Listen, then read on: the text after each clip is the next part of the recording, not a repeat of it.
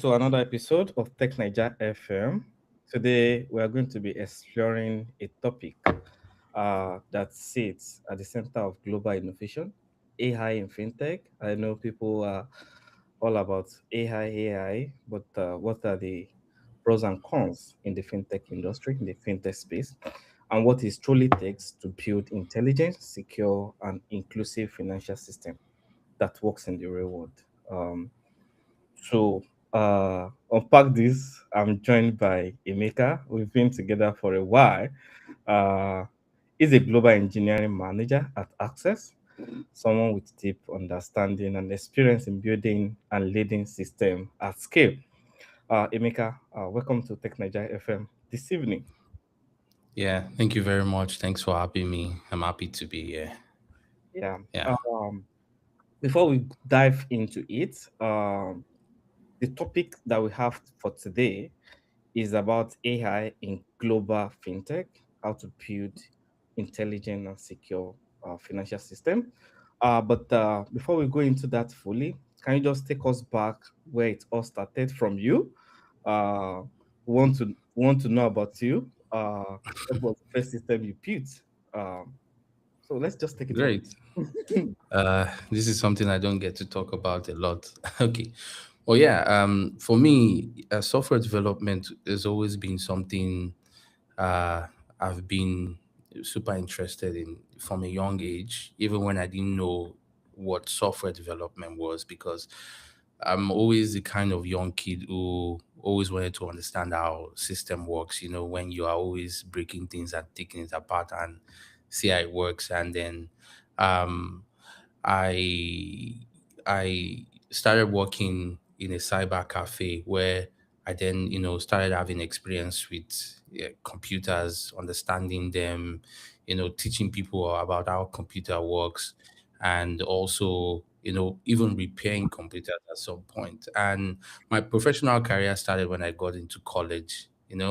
I was out one day and I saw a couple of young people with their laptop, and I was like, what are they doing? And I was like, oh, let me look at what they're doing. And they were learning, basic programming language. And somebody was teaching, and I was like, let me learn this stuff. And I just got into it, and that's how I, started software development. So in regards to like professional career part, I worked as a front end. I started as a front end building UIs because that was like the easiest, lowest hanging fruit for me at that point. I was able to build something, visualize it. I'll build different type of UI with all these random bouncing effects, and I'll be happy. And I'll be, talking about it with people, be proud of, just, super excited to see your local host website running with all the animation in the world, all the CSS effects that is unnecessary, just slamming it, using it for using its sake. And then, I was lucky enough to get introduced to someone who wanted to build like a website for a law firm. And I applied for the job, I got the job, and even to today, the person is now my personal lawyer, the person I got my first job from. And moving on, I was able to then work for people building, working as a full stack engineer, then back end engineer, then lead. And now I find myself being an engineering manager responsible for technology stack end to end. Yeah. So that's like a short story. Yeah. Wow, wow, it's actually a great one. Thank you for telling us that. Then let's move to the question for one more of the conversation for today. We've been hearing AI, and it's actually in a lot of sectors and leveraging it to do one or two things. But this fintech industry, because it actually deals with money related, so we need to be very, very sure of what you're actually doing. So, from your own perspective, how is AI actually changing fintech today beyond all these headlines on LinkedIn here and there? So, how do you think AI is actually changing fintech today? Yeah, so AI is having a tremendous effect, particularly in fintech, because, you know, at the core of fintech, it's all about financial records, customer data, um, representation of value, who owns what, who has access to what, and when that particular person is able to access what, and stuff like that. And if you think about AI is very good at understanding data, working with data, you know, analyzing data, transforming data, able to pull out trends from data. So if you're, combining these two things, you see that fintech is one of the places where you can really, really have like a great force multiplier from a business point of view. You're able to increase your business process, and then you're able to, generate revenue as a consequence of, early adoption for AI. Yeah. Mm, mm, yeah, that's true. That's true. Just to a follow-up question to that, because in the fintech there are a whole lot of, let me, can I call it modules, or let me use that word modules, where we can talk about fraud detection, credit scoring here and there. So I know you've talked about something related to that, but since we are talking more about AI in fintech, where do you see this AI? Where do you see it being used most in maybe fraud detection, credit scoring, a whole lot of things? But where do you see it being used most? Is it on the data stuff that you mentioned? Just to get more information regarding that. Mhm. So the short answer is everywhere, right? But if you want to be specific, I would say it depends on where you want to maximize potential as a business. But really, AI needs to be everywhere. So the way I look at it is, when you think about fintech, Yeah. there's the entry point, what you do to get your customer into your business as a financial institution. If you are a digital banking, or you are a lender, or you are, a basic fintech. And then there's the middle layer where this is where your business operation runs. What you do as a business, either you are lending to them, you are allowing them move money from A to B, or you're allowing them save. And then there's the exit point where, after you have been able to do all these things, how do you offer the customer? Either you're transmitting information to them, or you are storing information securely in your data warehouse. You can definitely use AI in all of these points, right? So I'm going to pick like from the onboarding phase, right? A typical use case for the onboarding is, let's say you want to use Bank X and you want to sign up. What most banks still do today is, when you come to sign up, you provide your username, password, and the key information, and then depending on their KYC policy, you get onboarded and you get a tier one account, right? Okay. What happens to you as a customer is that you are limited to the amount of transactions you can perform, right? Let's say that you will be tied to, let's say, 50,000 naira because you're still on tier one, and you need a human being to go to the back end and say, let's look at all the information that a maker has provided, and let's see if it is good enough for us to increase your transaction limit. Now, if you bring AI into this picture to solve this problem, what AI can do for us is AI can quickly cross-reference customer data, from KYC platforms, your BVN, your NIN. It can use your business policies. For example, we can say if your phone number matches your BVN, if your picture matches your BVN and your NIN, you can be on tier two, right? If your BVN matches your address, your photo, and your utility bill, we can put you on tier three. And all of these things can happen automatically. Right now, imagine a case where you are running a campaign, you spent like 40 to 50 million naira on a campaign because you're a new startup fintech product and you want to onboard a lot of people, and you have a case where you have 2,000 people signing up at the same time, right? The bottleneck in this case becomes, how do I get a human being to look at all the people I've just onboarded and approve them and ensure that I have like a 99.9% accuracy when it comes to making sure that we are following our KYC policies. So you can see where AI comes to shine. If you give that information to AI can do it in less than 1 minute, right? AI will just match the data, follow your policy, and can be as automatic as you allow it, right? Now, you will also have to think about where are the downside, because if you are thinking about AI can be like a double-edged sword, right? That's true. You always have to think about the pros and cons of this stuff. Yeah. So you don't want AI to have like data mismatch, and then apply policies that might come back to hurt you as a business. So what do I mean? So for example, let's say, again, using the institution as a key example, where you have like tier one 50,000, tier two 500,000, and let's say tier three, unlimited, or let's say 3 million, right? If you're going to move a user from tier one to tier two, it can be relatively easy. You can, allow AI automatically do that, right? But if you want to go from tier one to tier three, maybe you want to have a mix of, manual and automatic process, where the AI validates and the AI can, recommend what you need to do moving forward, right? Like, hey, I've reviewed this guy. Please, give me the permission to, take him to tier three, because he's going to be able to access large funds at that point. So, yeah. So that's one great use case. Yeah, so there are a few things that you've actually mentioned in this conversation, Yeah. which have answered a few of my questions. Uh, One, okay, before that, based on your explanation, I think you've done a breakdown of how some systems currently, how they are doing their onboarding, which is very, very nice because I've seen one, what's it called?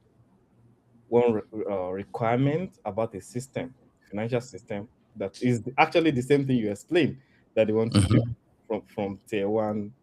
They have a maximum amount of transaction that you can perform. So I think you've also done a bit of product related thing based on that.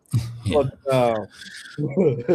But well, I would say because you are a man, like a manager, so you have understanding about that. But from what you mentioned just now, I think there are big differences between traditional fintech system uh, Mhm. and, like, let me call it like AI driven system nowadays. So Mhm. which means there are a whole lot of things that traditional system need to do to buckle up in this particular AI driven system. So, but just to ask a follow up question regarding that, this AI of the thing that we are talking about now, it actually introduced new risk. So how should fintech companies think about security in their AI system? That's a great question. So, I mean, the way I like to see it, just to support, what you've said, is you have a system where, or rather, as an institution, um, if you're a traditional institution, you have to start thinking about transitioning into an AI first, or a software solution driven architecture first, because that's the way finance is going, these days. You have to leverage technology to be able to power everything that you are doing. Okay, so to answer your question, sorry, can you repeat the question one more time, please? So AI introduced new risk. How should Mhm. tech companies now, especially for the traditional one, and also the one that are not traditional, how should they think about security in the AI system? How should they think about security? Because things are moving Okay. fast. So how should they think about security? Yeah. Okay, some of the things that you should be considering as regards to security is um, data integrity. I think that's one, and also the data integrity, and how well your AI can be protected against manipulation, right? So I'm going to give you an example of lending scenario where we have people who lend to customers, right? So what you want to be able to do is you want to be able to say, my name is Emeka as a customer. I want to lend X amount, right? During this process, one of the key problems that traditional lenders face today is how are they able to match the intent of the customer with the request of the customer.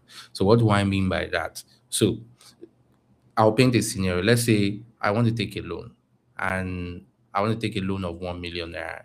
And the loan, I know that I just want to use this loan to turn up in the club, right? But I'm not going to come to the bank and tell them, please give me a 1 million naira loan so I can go and, flex in the club. I'm not going to do that, right?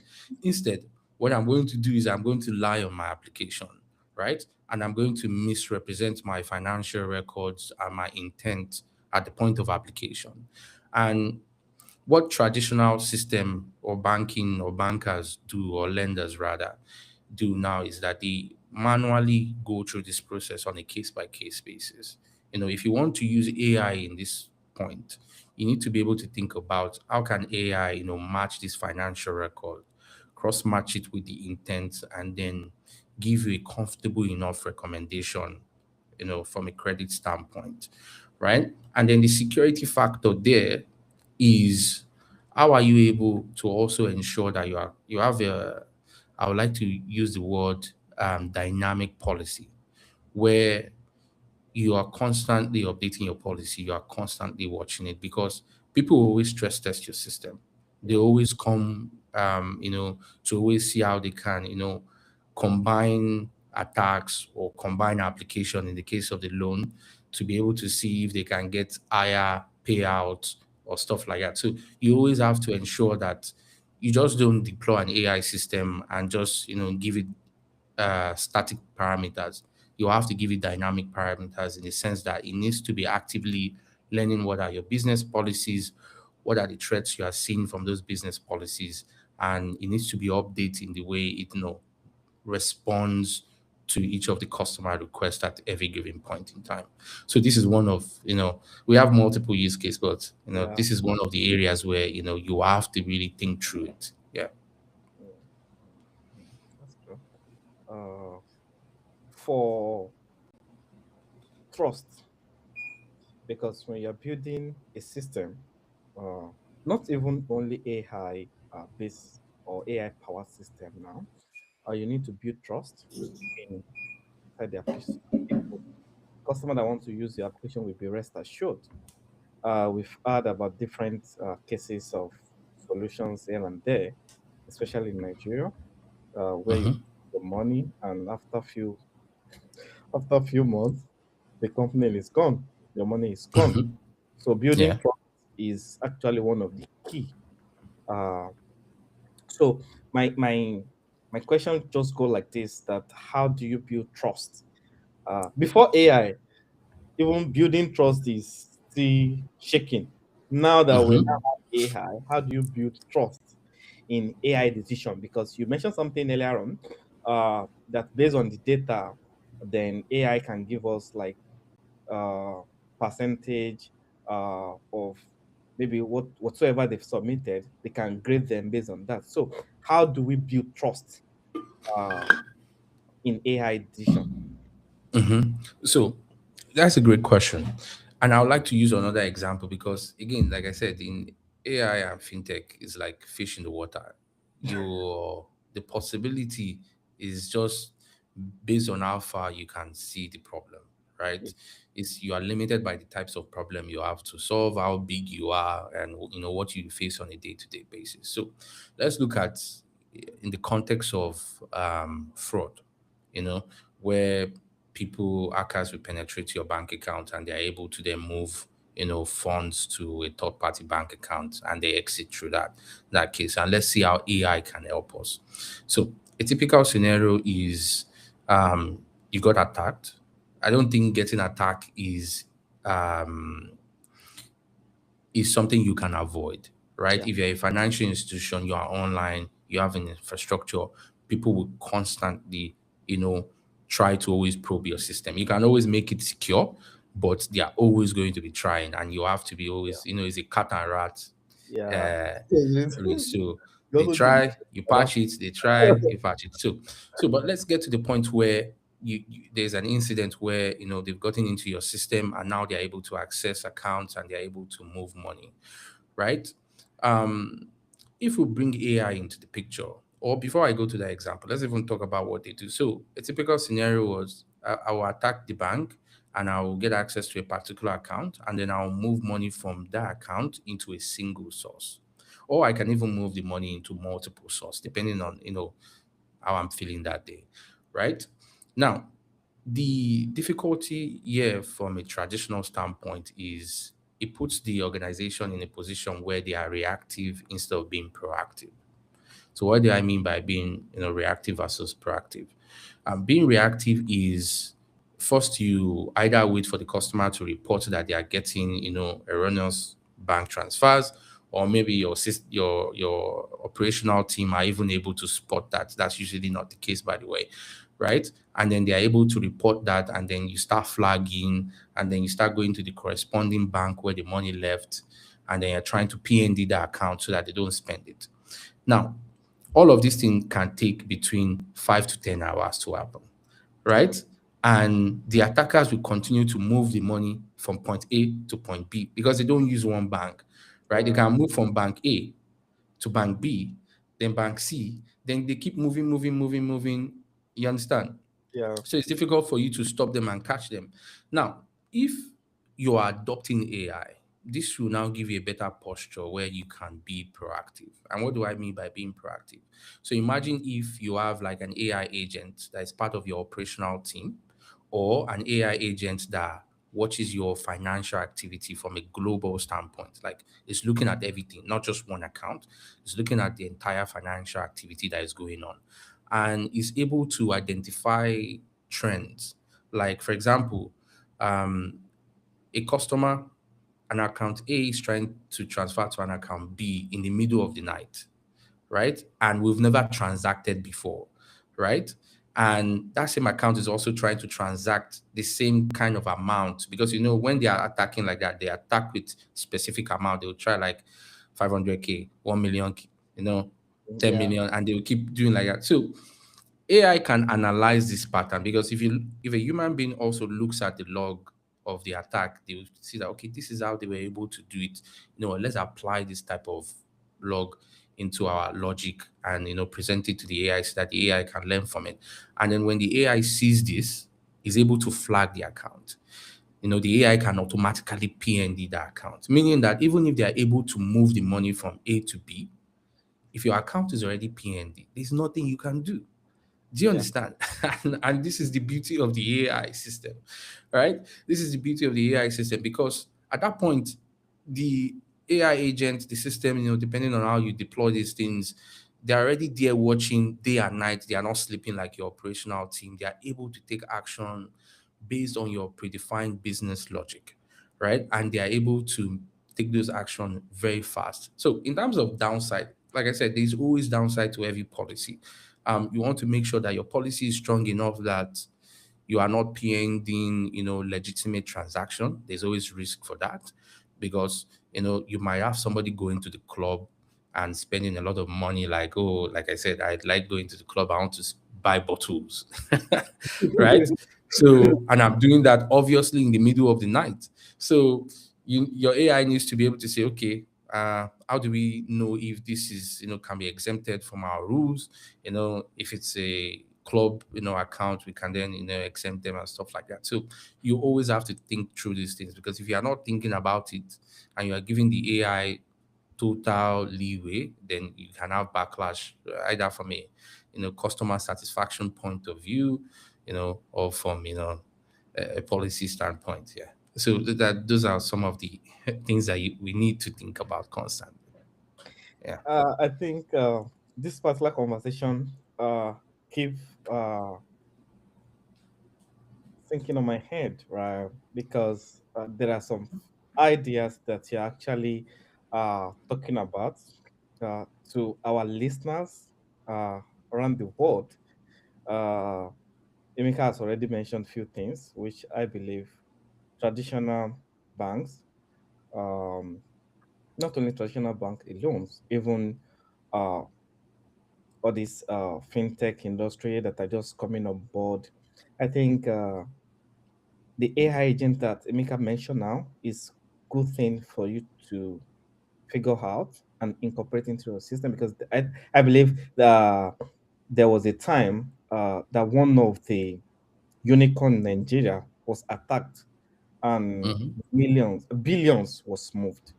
So if we have something like this, I think it's going to be easier for them uh, to analyze patterns, trend, and the likes, and they'll be able to cut off those kind of things before people even get to know.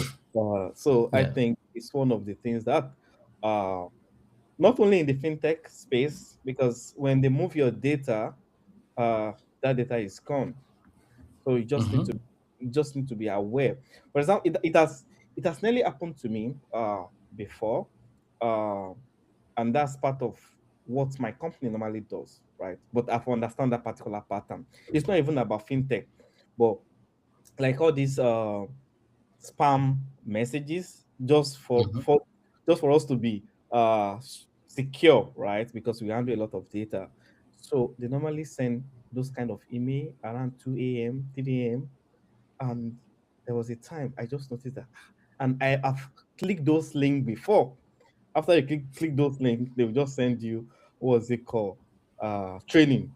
You're gonna do training. Hmm. So I found out patterns that they will never send me all this kind of email during the day. It is night. Yeah.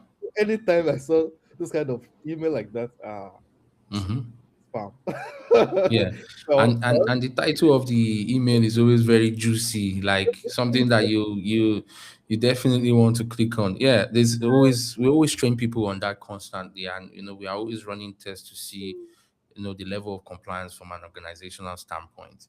Yeah, but you said something that was interesting that I would like to comment on, which is traditional fintech or banking. I yeah, want to make a prediction that in 2035 there will be no such thing as traditional banking. Everybody will be technology focused because there's no way you are going to be able to function as a financial institution if you are not technology first, right? I know you have legacy practices, banking where people go and study accounting and all those kind of stuff. But to be able to reach your customer, you have to think technology first. Then the banking should now, you have to be a technology first company. And I think that's something that, all financial institution needs to start paying attention to. And we have a lot of people in Nigeria that are start, they understand this and they are working towards that, making sure that they are working on their technology. They are not focusing on having like a brick and mortar kind of business approach and stuff like that. Yeah, it's kind of interesting and exciting. yeah. So because back then, right, there was. So let me just put it like this: we're building one solution for one of the top bank in Nigeria, and it's not even a financial solution, right? But to be able to get access to their stuff is actually hard, and especially integrating with their AD here and there is actually hard, right? So just to buttress what you mentioned, if all these traditional bank are not playing on a global scale of all these AI thing, I think they will definitely be left behind, and they are already losing customer. Yeah, But for sure. it's good because you can't compare them, all these traditional banks, with the likes of all this Money Point, OPay. Hmm. There is one I didn't remember. The They reason just why these guys are winning the market space is purely based off of technology, the yes, speed of technology, the simplicity of their technology. They pour a lot of investment into it. And then when you are interviewing these customers, you notice that the only competitive edge they have really is the ease of use of that technology and the yes, roles it plays in ensuring that the customer experience is exactly how they want it to be. That's why they are making a lot of money from from what they do, really.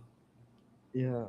Okay. And you also mentioned something going back to the traditional banking thing. And if you look at the rise of open banking, when you mentioned, if they want to be able to play at the global stage, very soon financial inclusion is not just going to be something we are speculating about or thinking about. It's something that is going to be front, right, or center of the way people bank, because you might want to be able to access credit in a foreign country. You need to be able to plug in your financial records. You need to have some form of open banking that is cross border, also not just payment cross border, but like financial open banking. Your banking data should be cross border. Like you want to buy a car in America, for example, you just recently migrated there. Instead of waiting for you to get your credit score up, you can also leverage the credit score you have in Nigeria, because guess what? It's all about finance, right? It's all Yes. about how you spend money. How can Nigerian banks now play? And if you have a scenario where there's a willingness to do that, but as a financial institution, you cannot provide me that service, and I'll just migrate away from you and go to the people who can. Because if I'm going to go to America and I want to maybe get a mortgage and they need to see my credit score, I'm going to go and use a bank that can give me that ability to be able to represent myself, financially to these people, so that I get the credit and stuff like that. So again, you have to be AI and technology first. You have no choice. Yeah. it's In, just in, it's just a new thing. you just don't have choice. You You don't have just a have, choice, because or you will not exist. still though we are, let me just say this before I move to my next question. Uh, there is still one solutions that I don't know, maybe they've changed, but there is still one solution that some of these bank use. I didn't remember the name again. That is actually hard for them to move away from. I didn't remember the name, but the company is the system may even hold, right? So Mm, if if things are not moving, if they are not actually improving on, I'm sorry. I'm mm-hmm, sorry for those banks. Yeah. So my next question, right, is about you. You've moved from different stages in life. From, like you mentioned, from the cyber cafe stuff down to front end, down to full mm-hmm, stack. Uh, Now as an engineering manager, how do you basically guide teams? You've mentioned a few things uh, to people that are listening to us, that will still listen to this particular podcast. They can reach out to you. But how do you guide teams that are building this system now?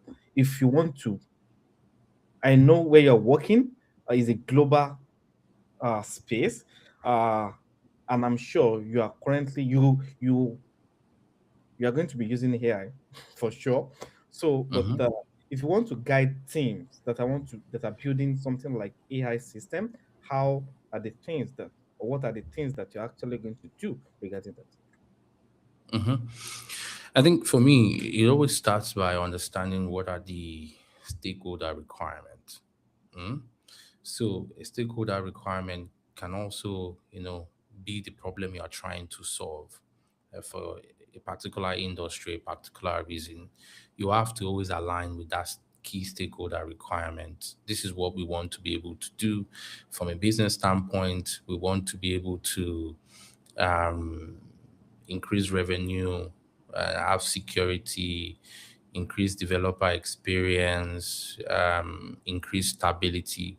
Once you are able to understand this as as a leader, as an engineering manager, then it now becomes how are you able to then accommodate this within the structure that already exists, especially when you have like an existing ERP or a system that is already in the market. Because there's a difference between building from scratch and then maintaining a particular solution while you grow it.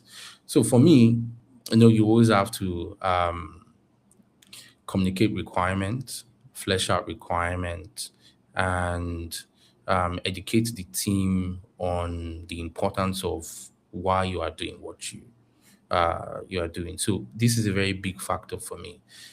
It's important that every time you come to a sprint meeting, you have to understand the why we are Okay. doing so. Yeah. It's not just come, listen to the requirement, and go and become a code monkey. You have to understand why, because when you understand why, you're also able to contribute. You know, you're also able to contribute to whatever the feedback is supposed to be, whatever the implementation is supposed to be. And then as a manager also, you're able to gauge, the level of compliance and alignment you have, from a team-based point of view. You're able to understand, do my people understand the direction we are moving towards, and the importance of it? And do I need to still, invest more time in either educating them, and walking them through everything we want to do. So if you're able to, get these bases down, then I believe the journey becomes, relatively simple, for you to be able to, execute on your particular mission. Mm, mm, mm, That's true. Thank you so much for that Thank you. explanation. Just a follow up, because you are the more reason why I'm mentioning this is because you are playing on the game of global stage, not Mm-hmm. global stage again. So there are a couple of things that in Nigeria, to be precise, we think we are doing rightly, but on a global stage is actually we are far, far, far from. Yeah, we are far, far, far from it. Yeah. So building globally scalable system Mm-hmm. by adapting a local reality might be difficult. Mm-hmm. So in your own perspective, let me put it like that. In your own perspective, how should teams approach this particular thing? In your own perspective. Okay. So first, in our own defense, locally, we Yeah. are trying our best, because you know that we do not have access to the same capital investment, even infrastructure. We don't have all of those things, and we are still mirroring, the level of expectation you expect from, all of these countries like the US, UK, and people that have all of that. And even when you think about it from a job market point of view, most of all these global teams that you see are heavily augmented by Nigerian talent. So it's not like we don't have that talent to be able to do this. It's just that, when we are building for ourselves, we don't have the resources we need to put in place, to make to make all of this happen. So I just want to say that in our own defense. Okay, so but to answer the question, sorry, remind me what the question is. Yeah. The What I just question. said just Uh, make me, I'm going to ask yeah. this question and also a follow-up Mhm. question. Okay. Yes. But that follow-up question will just be like an advice. All right. Okay. So Advice. the Okay. question is building globally scalable system while Mm-hmm. adapting to local reality is difficult, right? It's difficult. Difficult. Yeah, it's Mm-hmm. difficult. We want to play on the global market. Uh, Mm-hmm. but we only have local. We need to be sure that we need to we need to understand within ourselves that we can only the reality is basically local, but we want to play on the global stage. Yeah. Global. Yeah. Yes. How should teams, in your own perspective, how should we approach this particular thing?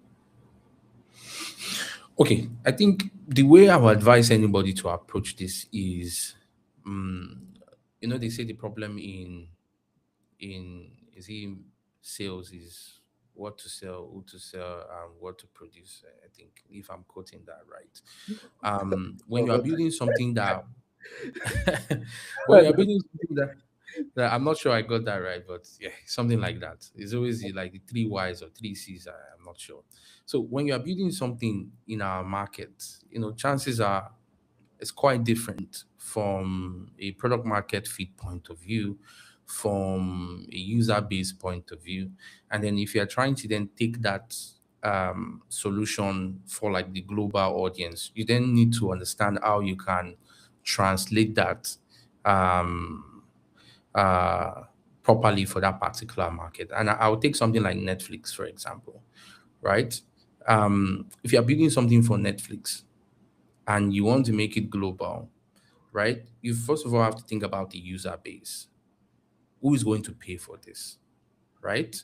And what is the average income? Do they have spare cash to be able to pay $5 a month for this? Then you need to then think around all of this situation. And then if you say, okay, this particular Netflix solution is still going to be viable in other markets, then you then need to think about, okay, if this solution can work cross border, what about the content and the service offering? Because if you are going to be showing an American audience a movie, higher budget, bigger spend, you understand, then the subscription is going to be higher. You get what I mean, right? Yeah. And then from a local point of view, you know that, not low quality budget from a spending point of view, lower spend, and then lower subscription fee. And that way you are able to decide, what part of your business you need to roll out based on the different geolocations and and what you need to do. It's a very tricky thing. It's a very tricky thing. I would say first understand the market you want to build for first Yes. and meet that requirement. Then look for global opportunities you can plug into the system and sell separately, right? That's always the best thing. And if the Nigerian market doesn't, you can't have like a good penetration in the Nigerian market. Just focus on the American market, right? Because at the end of the day, you want to be able to make revenue. So you focus on Yeah. the market that makes you, but you are able to explore. Even in Nigeria, you have solutions that will penetrate the Nigerian market and will not penetrate, like let's say, in Ghana or another part of the country, right? Another part of Africa. So you have to be able to structure your solution in that regards. MTN has mobile money in Ghana where they use SMS primarily for payment. In fact, they don't have banks like we do, right? So if you go to Ghana and you want to build like a microfinance bank, you want to build payment, it's not going to work. You waste your money, right? If you come to Nigeria, you know that we don't use SMS primarily for payment. We use, mobile applications with transfer. So if I'm going to say, okay, how can I still work in both jurisdiction? I'm going to find the balance, you know, the intersection between these two businesses to say, okay, this is a complementary service that can be off-ramped either from, mostly what people do is cross-border payment, how it can still, function through SMS, and that SMS data can also still be used in Nigeria, and you are creating value. So these are the things that you really need to think about it because it's unique for every type of business, like I've talked about. Some investment might direct and make the decisions for you. Some what the market is used to would direct the decision for you. Some is just profitability, how much you can make in this market vis-a-vis your investment from a product standpoint. Yeah. Thank you so much for that wonderful explanation across global stage. Hmm. Like you mentioned that I'm going to just a follow up because you mentioned something regarding uh, bottleneck for Hmm. startups, companies in Nigeria. Uh, just an advice. In my previous episodes, I've also asked someone to just give an advice to the government. It's possible that when we are posting this on newspaper, we can see one or two people that can read it and maybe push it to the government to basically implement. What are the Hmm. things that you believe government can do regarding infrastructure to help startups uh, to yeah, yes, it's actually because there are a lot of Oh. yeah. I know the reason why you're laughing. I know, I understand. But what are the things, like especially infrastructure wise, that Hmm. government? I believe they are doing something, uh, Hmm. but we are not there yet. But Yes. need to move fast. Things are moving fast. I will have mentioned something on this episode, but I won't mention it. Is Okay. about the current war. You understand the current world going Yeah. global, and we don't have any Yes. infrastructure. If anything like that come down to come down to Nigeria, we don't have Mm-hmm. any infrastructure for that. So especially, so let's just come back to startup. What are the things that you believe government can do to help the startup regarding infrastructure in Nigeria? We want to play global, local Mm-hmm. is hiring, but we believe government can do one or two things that can help the startup in Nigeria. So, what do you think government can do? Man, see, so I many know, things. I The know. short answer is hire me as the minister of is he information technology or finance. Give me $100 billion and I'll fix the problem in a year. You know, that's the short feedback. That's what the government can do. But yeah, to be more serious, there's a lot of issue here. We can talk about this for days. You see, infrastructure issue, access to capital. You have to make capital cheap, or you even have to make capital accessible, cheap and accessible, so that people can continue to take risk that will then benefit the economy, right? You have to give us good infrastructure. Even if you look at like licensing point of view, for example, if I want to play in a particular market, from a Nigerian point of view, Nigeria is not very uh what's the word I'm looking for now? Nigeria is not very friendly, right? You need to make sure that you have everything you need before you can start, getting licensing. If you, for example, if you want to be a lender, right? Um, you're either going for the state lender or you are going for the higher ones, which is in the millions. And then you have a young entrepreneur who doesn't even have 1 million naira to his name, right? But can build solutions and he wants to be able to test out this product in the market. You can't do that.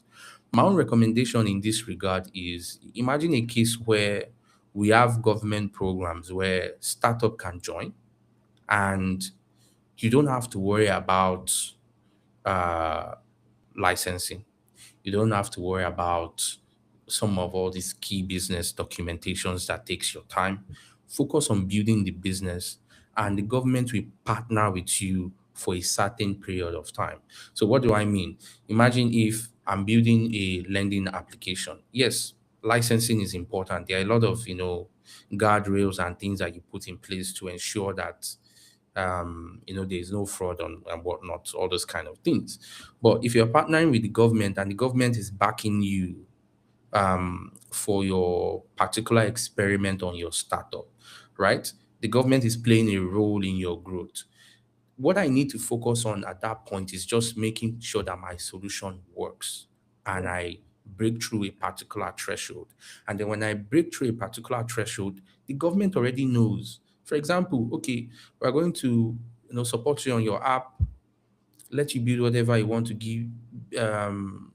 put you under a provisional program that allows you, you know, generate between 1 million to 10 million per year.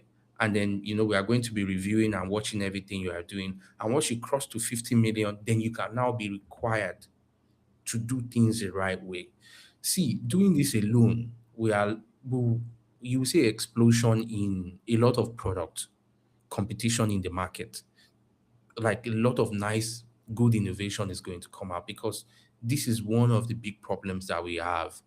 You cannot go into any sector, either as um, financing, banking, payment. You need a huge amount of capital. Even if you are thinking about cross-border payment, you need huge amount of capital, and I don't Yeah. think it's right? Because we do not live in a society where money is cheap, right? Yeah, you can't. Somebody was saying that Nigeria Africans need to get better at building unicorns, and then someone said you should not build a unicorn in Africa. You should build a camel because camel can survive without water. A unicorn, if a unicorn is not in AC apartment, it's going to die. Right? You need to build a camel that you don't have investment for a year and the startup is still going, right? You something that you can fund yourself. So we need to build camels, um, not unicorns, because we exist in an harsh environment where all of the things that we are looking at, look at Amazon for example, 20 years, no profit, and people were still investing. How many Nigerian company can you point to that have run for 20 years without investment? And look at Jumia. For, I don't know if I should be mentioning it, but look at Jumia for example. They are struggling. Look at Patricia. You know, all of these things. Again, investment. People would make mistake, but investment gives you that runway to fix your mistake and get you back on track. You understand, and also make sure that you are doing the right thing and whatnot. So from a government point of view, these are one of the two things that we can, do. And another thing we can also do is we can educate people. We can educate people. If you build engineering capacity in Nigeria and you are able to put that as a national priority where you are churning out engineers, cybersecurity experts, you are making sure that people are getting trained in these important technology skills that are used on the global market. Yeah. It's going to be easy for you to see two people come together to form a startup, right?